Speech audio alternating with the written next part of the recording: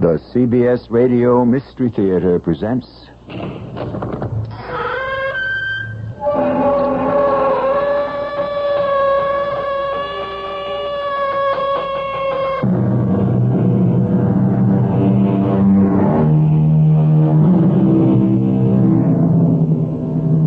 Come in. Welcome. I'm E.G. Marshall. The desires of the heart are as crooked as corkscrews, said the late W.H. Auden. He may have had love in mind, or hatred, or just about any emotion we're capable of, for the observation applies to them all. And considering how devious our desires can be, it would behoove us to be always on our guard, even with those closest to us. On the other hand, without trust, we would all go mad. A perplexing dilemma, and one that surfaces one way or another almost every day of our lives. Eleanor, what are you doing here? You know very well why I've come. No. I know what you tried to do, Bert. What are you talking about? Don't play innocent with me. I have proof. Proof? Where? Well, in my mind, my memory. I remember what happened. And I know you'll try to do it again, won't you? Won't you?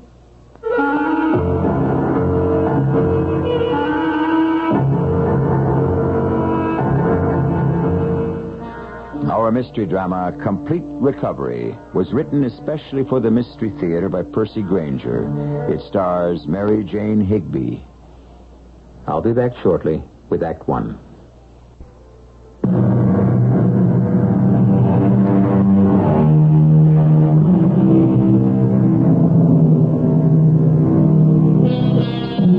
Henry James was once discussing the sound of the English language, and he maintained that our loveliest sounding phrase, irrespective of meaning, was summer afternoon. Summer afternoon. It does sound nice, and its meaning has pleasant connotations, too, but not for Eleanor Houston, a wealthy and once very outspoken widow. To her, summer afternoons have become nightmares. We're in a sanatorium in a Gulf Coast city in the deep south. Oh, Doctor. Yes, Miss Carter? Would you hold the door for me while I wheel Mrs. Houston out onto the sun porch? Oh, surely. Oh, thank you. Here we are, Mrs. Houston. Another beautiful day. Not a cloud in the sky. Why are you taking me outside again? Don't you understand? I don't want to go out. Let's park her over near the edge where she can feel the breeze coming in off the Gulf. How is she today? The same. Still no sound and no movement. It gives me a headache. The sky. I can't stand all that blue. We've had her under treatment and observation for 6 months, and there's not a thing in the world wrong with her, physically. The fractured ankle she suffered from that hit-and-run driver is all healed, yet she seems totally paralyzed. Here we are. I talk to her constantly. You know, I almost think she can hear me. Sometimes she even looks as if she's going to respond, and then nothing. Of course I can hear you. Don't leave me here. Oh, my head is throbbing. The blue sky is making it hurt. I'd rather die than endure this. Oh, you're going away. Don't leave me here. If only there was some way to get through to her. I'm convinced she's using this paralysis as a defense. She's afraid of something. You can see it in her eyes. Something she doesn't want to face. You don't think it's just the trauma of the accident? No, it's got to be more than that. Otherwise, why wouldn't she want to recover? Doctor, look. Her hand. I think she moved it. Keep your voice down. Don't startle her. There. You see? Yeah, she's trying to wheel herself forward. No.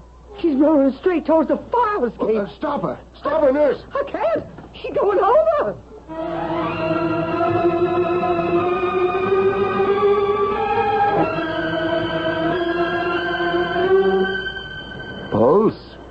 Normal. Blood pressure? Back up to normal. How's she breathing?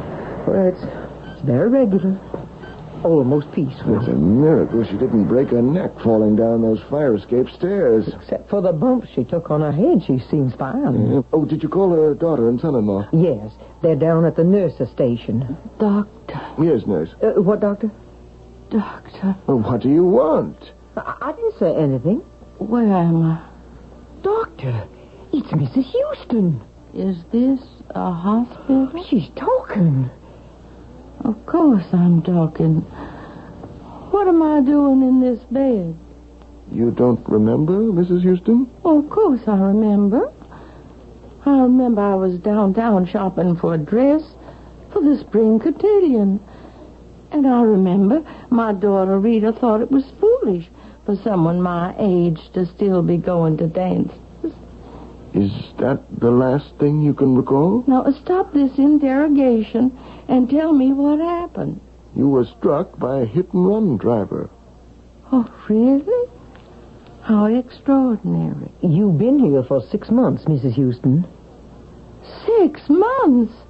I insist you let me go at once. You'll have to stay for a few more days until we can run tests to make sure you're really fully recovered. Doctor, should I get Mrs. Houston's daughter? My daughter? Is Rita here? Yes, she's outside with her husband. Oh, him. Why are they here? Why don't we get them for you? I'm sure they'll both be happy to see how much better you are.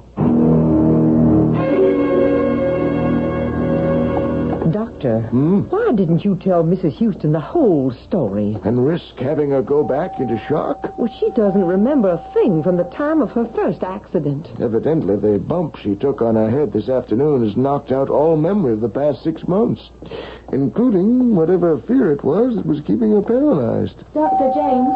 Oh, Mrs. Riley, there you are. Is Mama all right? We came as soon as you called. No broken bones?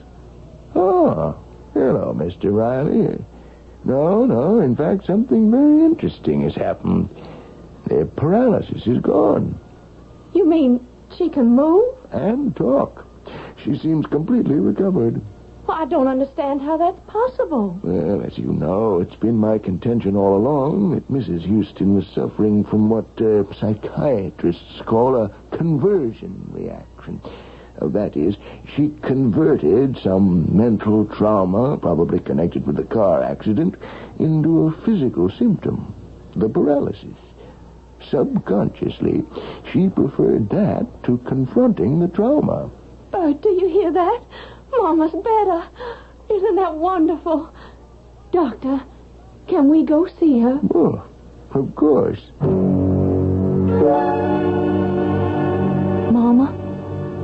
Mama?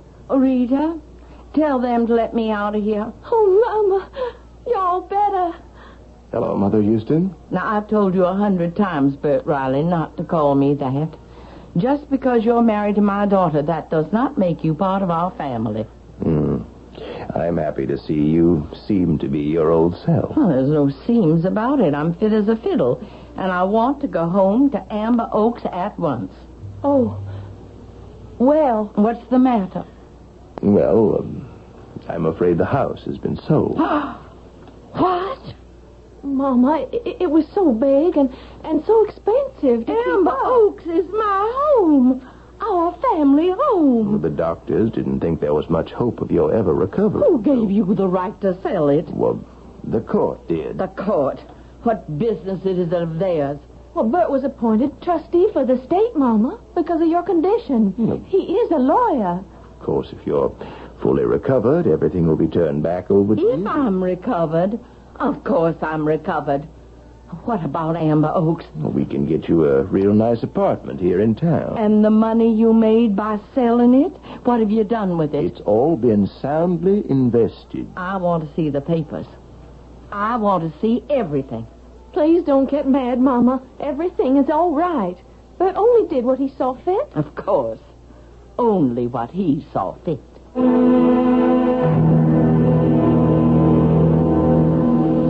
Mrs. Houston, the diagnostic tests were all negative. We can release you today. It's about time. There's one thing, though, I think we ought to discuss before you go. You mean that nonsense about my having been psychologically paralyzed? Mrs. Houston, it could be quite serious. Why?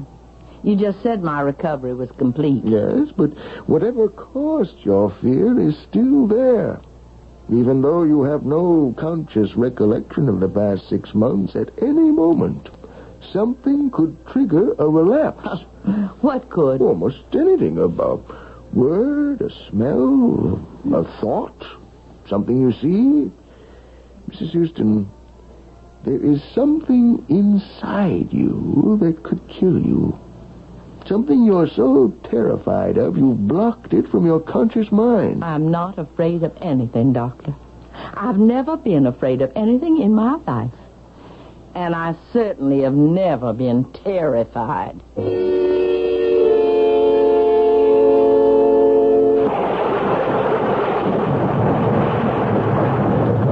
And you see, Mama, you have a terrace that looks out over the park.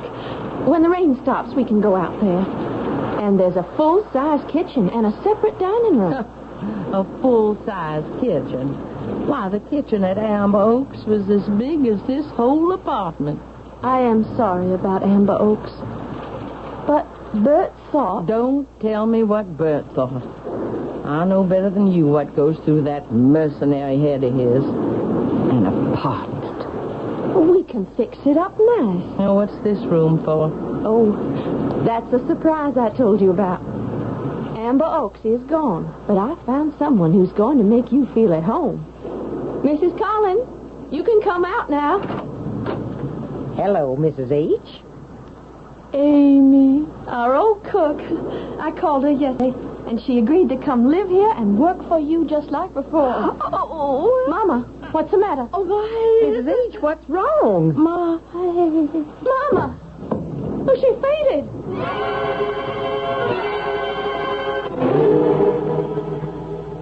I don't know what happened, Dr. James.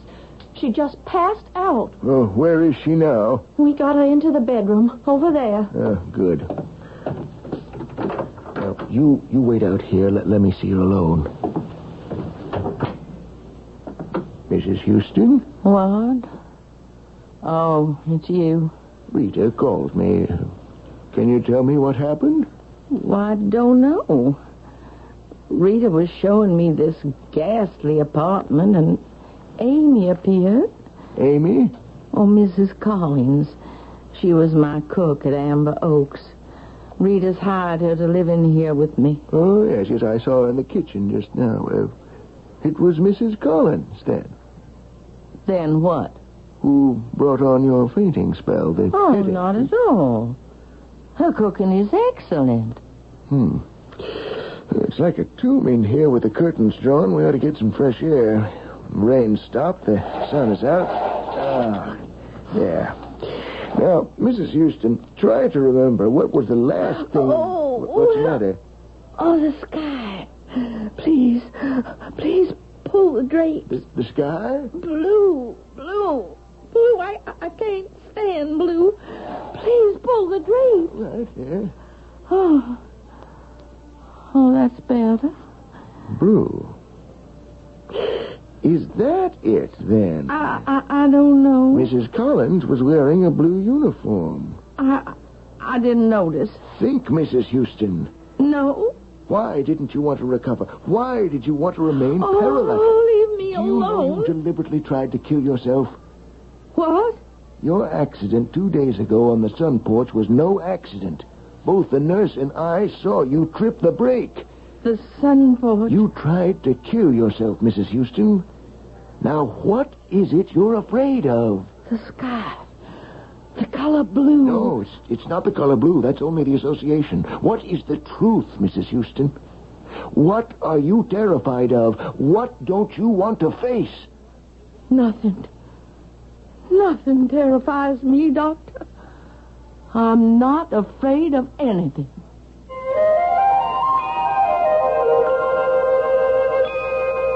The essence of man, said a great mystic philosopher, is the effort he makes not to die, to persist in his own being. This effort can take many forms. from the building of empires to the procreation of children. It can also take the form of throwing up psychological barriers against certain truths which are so painful or dangerous that we dare not confront them. I'll return shortly with Act 2.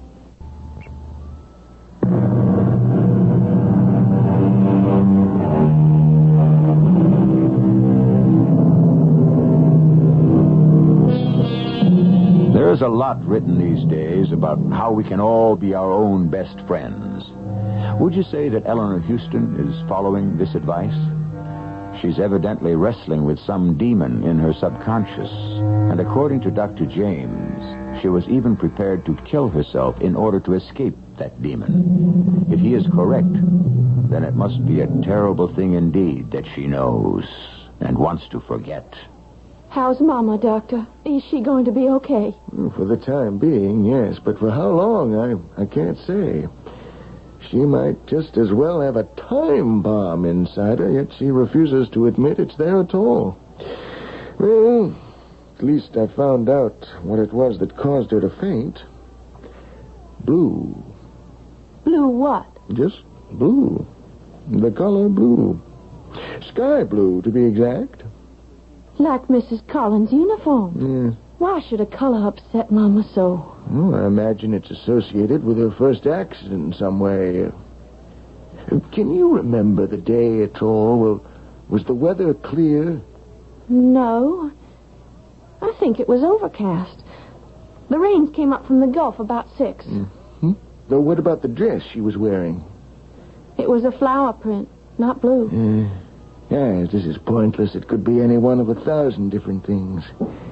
But we've got to find the exact association and why it terrifies her so we can take the steps to diffuse it.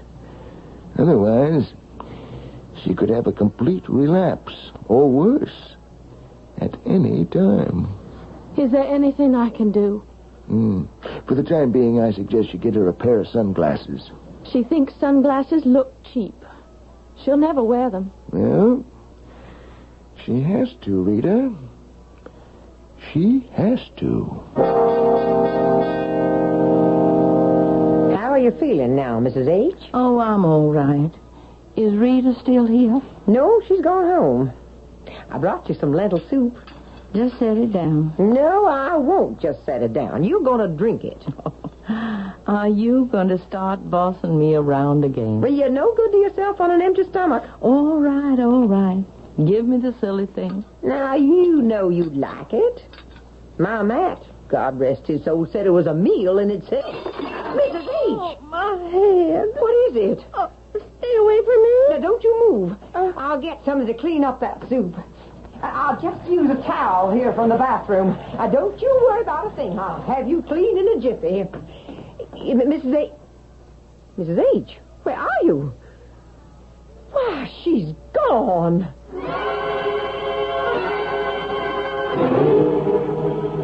Dr. Jeffens. Mrs. Houston, what are you doing out of bed? I got to talk to you. Of course. I know what it is. The thing I've been trying to suppress. I know why I kept myself paralyzed. Why? Because I knew if I recovered that I would die. And die for good this time. I don't follow you. That accident when I was hit by that car? That was no accident at all. It was deliberate. Someone was trying to murder me. Mrs. Houston, how do you know that? Blue. Sky blue. That was the color of the car that struck me. I turned my head at the last moment. I sensed something was wrong, and I saw the car. But why do you think it was deliberate? Because of the license plate. The license plate? It was one of those, what do you call them? Those vanity plates. It wasn't the usual series of numbers, but a name. A man's name, Matt. Well, now, are you certain all this must have happened very quickly? Doctor, Mrs. Collins, our cook, she owns a sky blue sedan. Yes, Rita told me it was her favorite color. Her husband was one of our gardeners. He died 2 years ago. And in his memory, she got plates for her car with his name on them. And his name, Doctor, was Matt. Your cook? They don't let two people have the same name on their vanity plates. Mrs. Houston, if this is true, then you probably ought to go to the police. Oh, no. Amy's been my servant for nearly 30 years. If she's trying to kill me, I intend to learn the reason why.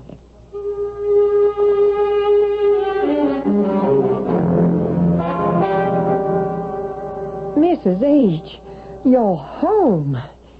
What happened? I turned my back for 2 seconds and you disappeared. Why, I forgot something at the hospital, Amy. Well, you should have let me drive you. That would have been ironic, wouldn't it? Why?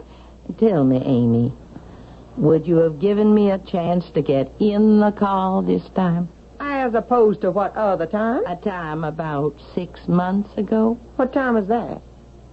I'd like to go down and have a look at your car. Well, now, Miss H., I don't think it's a good idea for you to do so much driving around in your condition. Oh, I didn't say I wanted to go anywhere. I want to go down and look at it. I want to stand right in front of it and stare at it, so I can get over this fear and won't have to wear these sunglasses anymore. And then, Amy, we'll tend to other matters. There it is. Where? Right there in front of us. But that car's dark brown. That's not your sky blue sedan. I know. This is a new car. Oh, I see. You thought it best to get rid of the old one. I didn't get rid of it. It was stolen. Stolen? When? The same day as your accident. How convenient. I just finished reporting it to the police when we got the call saying you'd been struck by that hit-and-run driver. You mean your car was stolen before I was hurt? Yeah? And you reported the theft to the police? They can verify that? Well, yes. They never did find the car. And I could never figure out how it got stolen in the first place. Why not? Well, it was parked in the garage at Amber Oaks. It would have been difficult for anyone to get onto the grounds and across that lawn into the garage without being seen.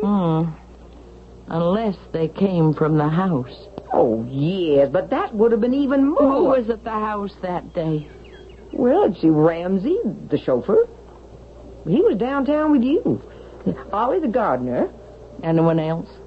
No one. Except Mr. Riley. Bert? He came in just around noon. What was he doing there? Oh, I don't know. I gave up trying to be sociable with him a long time ago. That man has got no emotion. He came over in the middle of the day? No, he was nosing around in my kitchen. I don't know what he wanted. Maybe it was the keys to your car. Now, why would Mr. Riley want to steal my car? He's a lawyer. So it was him. Mrs. H., are you sure you're okay? You're acting mighty strange.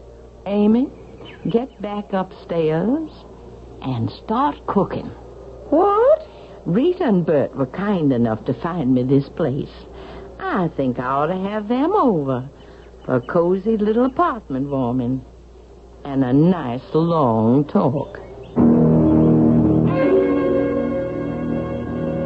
Oh, Mama, this fish is delicious. Mrs. Collins hasn't lost her touch one bit. How about you, Bert? You finding any bones? No, ma'am. You hoping maybe I might? Oh, Mama. I don't hope any such thing, Mother Houston. Cease taking that presumptuous familiarity with me, sir. Well, we can sure tell Mama's made her recovery, can't we? Is my estate back in my hands now? I've started the proceedings. How much did you make from the sale of Amber Oaks? I made nothing. The estate grossed close to $2 million. Where's the money now? I had to make certain investments for tax purposes. He invested in a new shopping center they're planning to build at a very good location here in town, Mama. My beautiful Amber Oaks has gone to finance a shopping center. Well, it wasn't an easy decision, of course, but it was like pouring money down the drain to keep up such an enormous estate. My money. Well, yes, but... But yours someday, is that it? It was impractical. Impractical. Do you know what you are, Bert Riley? A Snopes. One of those low-life peasants William Faulkner used to write about, whose grasp goes no higher than his wallet. You are a barnacle on the keel of society. You've no culture, no refinement, no past. You know the price of everything and the value of nothing. Mama. And as for you, young lady, have you forgotten your heritage? You are descended from cavaliers, from the aristocracy. And you go and marry this social climb, an ambulance chaser who's got the ethics of a ferret.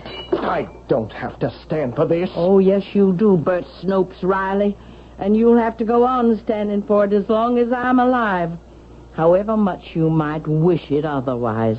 Mama, what are you saying? Oh, Bert knows what I'm saying, don't you, Bert?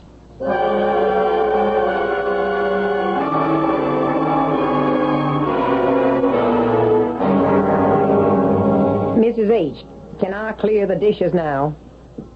Yes. Mr. Riley sure stormed out of here in a bad mood. Mrs. Riley didn't seem none too happy either. Mrs. H., were you implying that you think Mr. Riley tried to kill you? How do you know that? Well, that's what it sounded like. Were you eavesdropping? No, ma'am. I couldn't help but hear every word from the kitchen. Oh, I'm sorry, Amy. Forgive me. No, there's no point in starting to apologize at your age.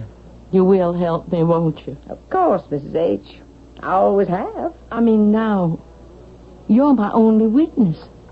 You're the only other one who knows Bert tried to kill me. I know that. You said you saw him that day. Yes, but... He stole your car, don't you see? And tried to run me down with it. I saw the car, Amy. I saw the license plate with the word Matt on it. You think it was my car? I know it. We'll go down to the police right now and press the charges. Well, I don't know how in the world you're going to prove it. I've just got to find a way, that's all.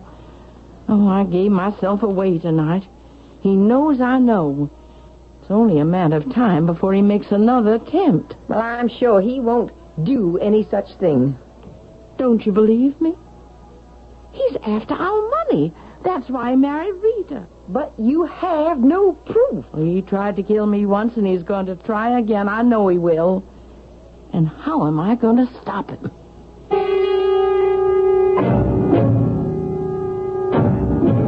It has been said that we prefer misfortune to non-existence. Eleanor Houston certainly suffered the former, and now seems faced with the possibility of the latter. Did her subconscious keep her paralyzed all those months for her own protection? Has she indeed gone from the frying pan into the fire? Or are her suspicions merely another example of her cantankerous nature? We'll pursue the matter to its surprising conclusion when I return with Act 3.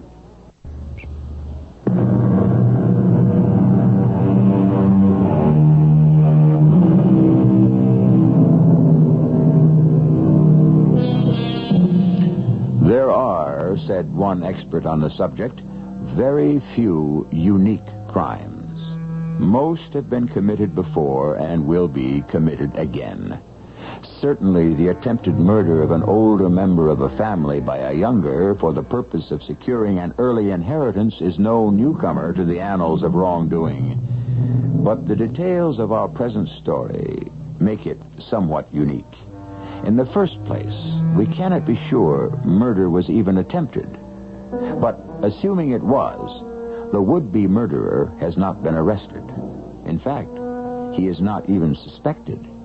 And the victim has nothing to go on but a shard of memory and a bit of circumstantial evidence. I'm scared, Amy. For the first time in my life, I am scared. You want me to call Dr. James? Oh, what good will a doctor do me? No, I need proof. Some kind of proof that will put Bert Riley in jail. Mrs. H., everybody knows you don't like the man. Now, what's that supposed to mean? Well, I know you're upset by that sale of Amber Oaks, but that was an error in judgment, not a crime. It was no error. Well, I'm sure if he did anything illegal, your lawyers will discover it. Are you patronizing me? Now, I won't stand for that. Mrs. H., let me call the doctor. Out. Leave.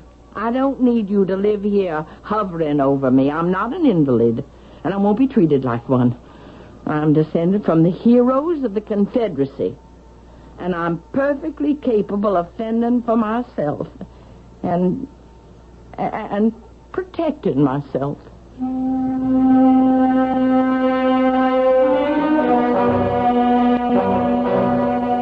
Mother Houston. Hello, Bert. Well, this is an unexpected surprise. What are you doing here at my office? I want to talk to you.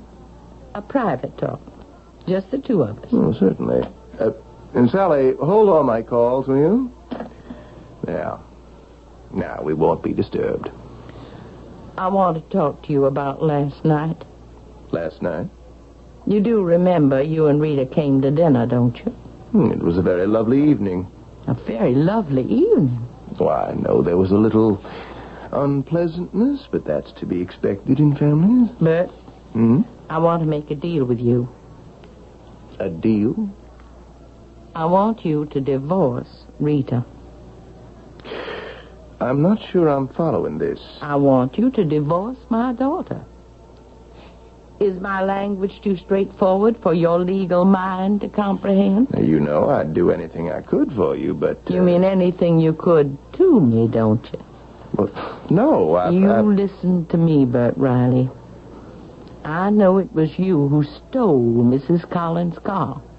You followed me downtown, and you tried to run me over. Once I'm gone, my fortune goes to Rita, and we both know that means it's as good as yours. But I'm not easy to kill, and I don't plan to die, not for a long, long time. These, speculations of yours are totally unfounded. I don't know what you're talking about. Like I said, I am willing to make a deal. You divorce Rita, get out of our family, get out of this town. And I won't go to the police. The police? To press a charge of attempted murder. Is that really what you think? It's true, isn't You've it? never liked me, Mrs. Houston. I don't have a distinguished family. No bloodline I can trace back. But I've worked my way up from nothing. And I hope that someday I'll earn your respect. My respect. What were you doing at Amber Oaks the day of my accident? I wasn't there. Mrs. Collins saw you. She must be mistaken. She said she spoke to She you. must be mistaken. Admit you tried to kill me. The only thing I'm killing at the moment is time. And, Mrs. Houston, in my profession, that is a valuable commodity. I'm afraid you will have to excuse me. You're going to try to kill me again, aren't you? Aren't you? When, Bert Riley? When?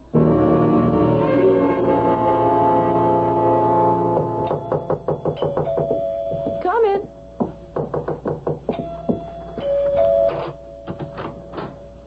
Mama, Can I come in, Rita? of course. What's the matter? I've got to talk to you. Well, can you stay for dinner? Bert will be home in a couple of hours. I don't want him to see me. And he mustn't know I've been here. Do you understand? I've just been to see him. Well, what's wrong? You're perspiring. Rita, darling, I've got to ask you a favor. As a mother to her daughter.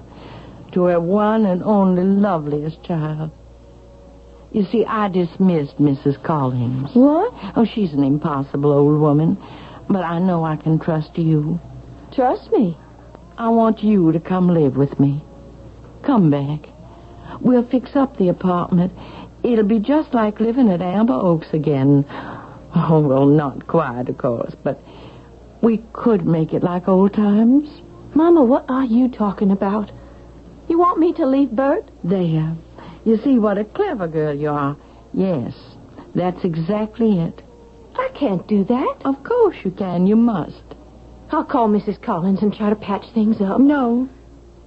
But I can't leave Bert. Why not? He doesn't love you. He does so. I need you, Rita. I'm all alone. And I'm in danger. I'm in terrible danger. Your husband tried to kill me. Bert? Yes. That accident was no accident. He stole Amy's car and he tried to run me down. And he'll try again. He wants our money. That's why he married you. Mama, stop it. You have put me down all of my life, and I am not going to stand for it anymore. Rita? Never have you given me credit for anything. Oh, no, darling, that's not true. Why do you hate Bert so much? So what if he doesn't have a fine pedigree like our illustrious family? The important thing is he's ambitious and he works hard. He spends 15 hours a day at his office. Yes, to avoid having to spend time with you. Oh, I'm sorry, dear. I didn't mean that. We spend time together. We spend enough time together. I'm going to have a baby. What? I wanted to tell you last night. You are pregnant? Marrying Bert was my decision, and getting pregnant was my decision. I'm living my own life now, so stop trying to interfere. Do you understand me? I do try to understand, Rita. I do. Oh, but you're my last hope. No one believes me. I'm sorry. I'll go now. Oh, please don't tell Bert I was here. Don't tell him I told you anything. For your own safety.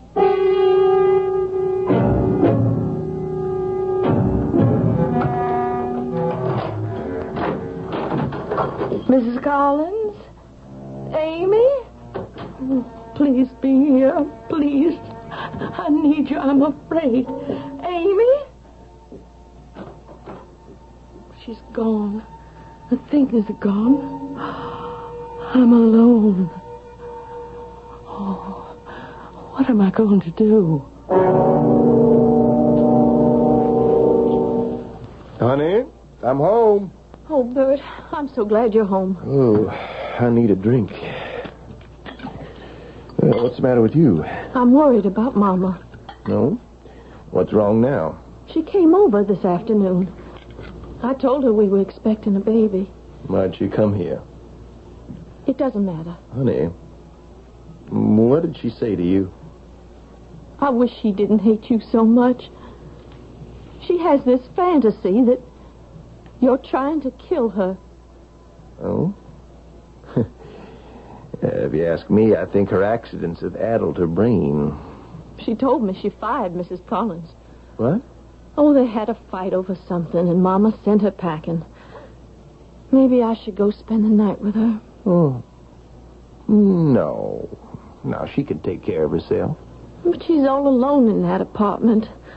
What if she has another accident?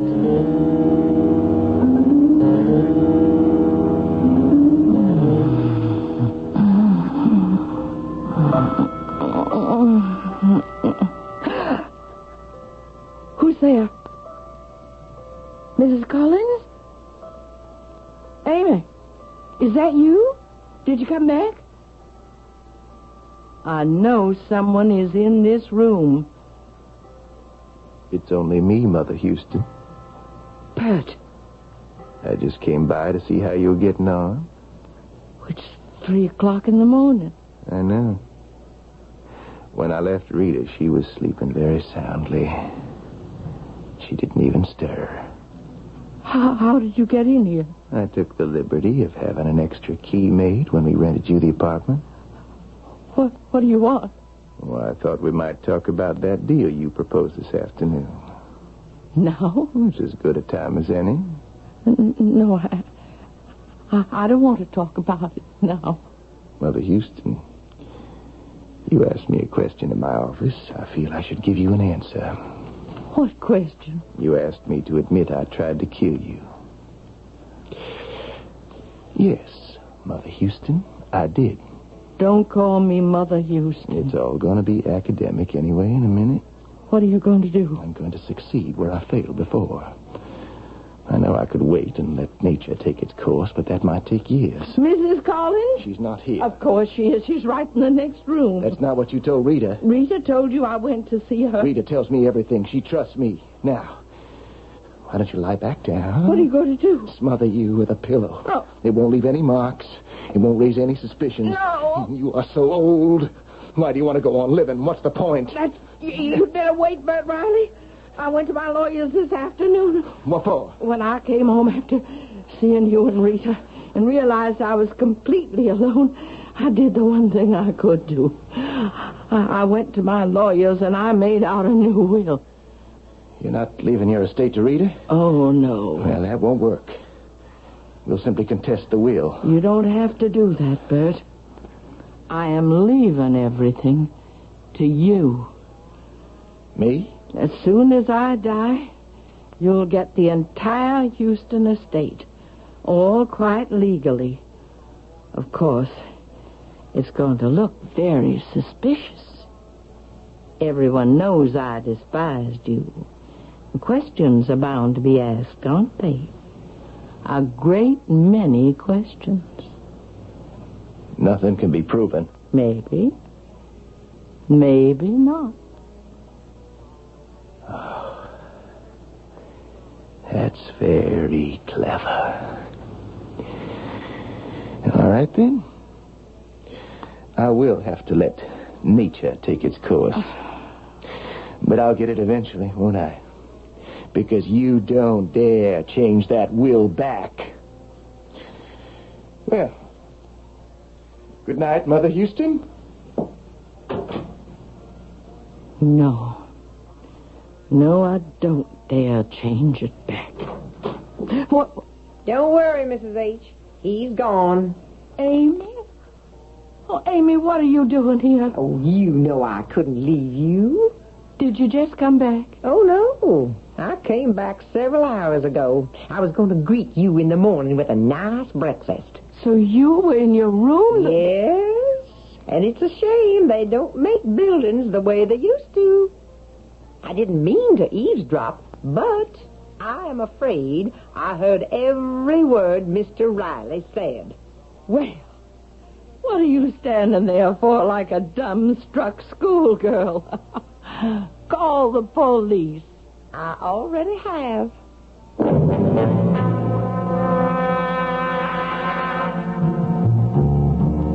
Edward Dahlberg once noted that most of man's acts are contrary to his own best interests.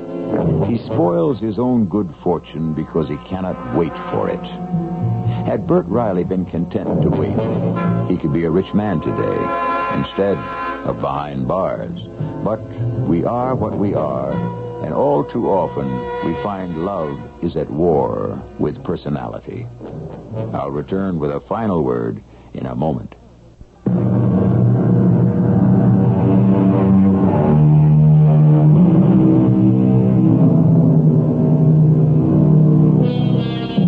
A final word on personality. Bert Riley almost succeeded in his second attempt to kill Eleanor Houston, and one of his biggest allies was the old woman herself. Her domineering and melodramatic nature served to obscure from Amy and Rita the very real danger she faced. But at the crucial moment, it was her personality which also saved her. That and a bit of luck. Our cast included Mary Jane Higby, Joan Shea, Russell Horton, and Jada Rowland. The entire production was under the direction of Hyman Brown. And now, a preview of our next tale. I dislike to disturb you at home, especially on the Sabbath. Well, that's all right. I did call your office, but there was no answer. I don't mind, Alexandra. How can I help you? Help me. I'm afraid no one can help me now. What are you saying? Yes, because, you see, I broke the commandment, thou shalt not kill. Alexandra. I have killed. I have taken a life, a human life. Is this you, Alexandra Edison? I have shot and killed Mr. Martin K. Beasley. Alexandra, don't do anything. Don't touch anything. I'll be right there. Mrs. E.G. Marshall inviting you to return to our Mystery Theater for another adventure in the macabre. Until next time, pleasant dreams.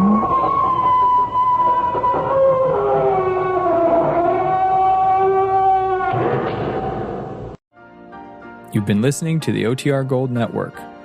Find more classic radio at otrgold.com.